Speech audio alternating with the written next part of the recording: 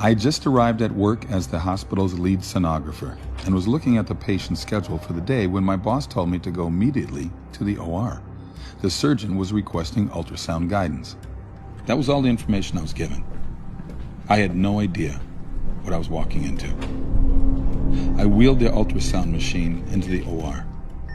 The patient was already sedated on the operating table. Plugging in the machine, I waited for instructions from the doctor. He barked at me to place the ultrasound probe on the patient's pelvis so he wouldn't perforate her uterus. Still confused about the procedure, I did as he asked and realized the woman was pregnant. She was in her second trimester, so I easily determined the gender of her baby, a little girl. Stunned, I watched the doctor thrust a catheter into the amniotic sac. The fetus dodged the catheter and tried to hide in the top of her mother's uterus to get away.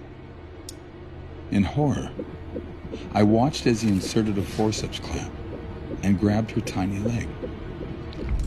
She writhed around in pain, trying to break free, but there was nowhere for her to go. Then the doctor pulled hard until her leg ripped away from her body. She recoiled and violently twisted around in pain and curled herself into a tight ball. But it was no use. The clamp grabbed her arm and she struggled to pull away. Her movements weakened now because she was dying. He pulled her arm off of her body. My vision blurred. My eyes filled with tears. The child again curled herself into a tight ball, but again, the device grabbed her other leg and it was ripped from her body. By now, her heartbeat had slowed significantly, but she was still alive. The clamp grabbed her last limb and ripped it off. She wiggled and squirmed around, and then her heart finally stopped beating. I announced that there was no more cardiac activity. The nurse and scrub tech in the room gasped, realizing for the first time that this was happening to a fetus that was still alive. The remaining body parts, the head and torso, were removed. Placenta was removed, and a final look with ultrasound revealed all products of conception were removed. I was told I could leave the room. Up until that moment, I had been frozen.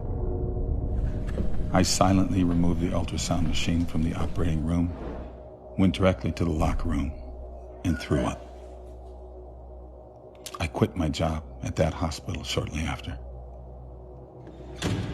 I told my boss I would never again participate in that type of procedure. I was having nightmares and could not escape the memory of what I had witnessed. I would never again assist in the murder of a child. It was over 20 years ago, but it's just as vivid in my mind today as the day it happened. The saddest part is that this procedure is still happening today. People have no idea we are murdering babies in this way. They think it isn't a person, that it's just a mass of tissue. I'm so sorry for what happened to this little girl, for what I did to her. I'm sorry, sweetheart. I'm so sorry.